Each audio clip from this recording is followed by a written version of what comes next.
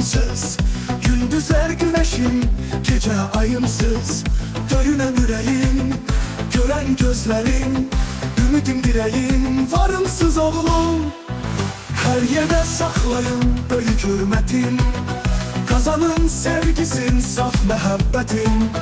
Bəhrəsin görəsiz hər əziyyətin, sizin çırağım odumsuz oğlum. Görən gözlərimin nuru sizsiniz, axan saf sulardan duru sizsiniz. Meyvəli bağçamın barı sizsiniz, ağzımda ən şirin dadımsız oğlum.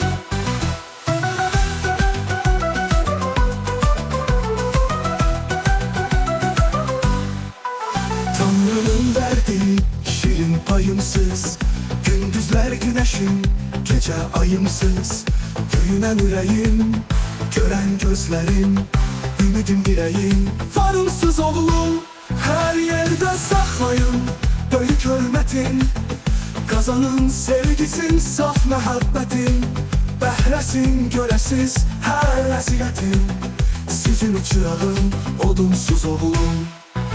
Gören gözlerimin nuru sizsiniz, akan saf sulardan durur sizsiniz.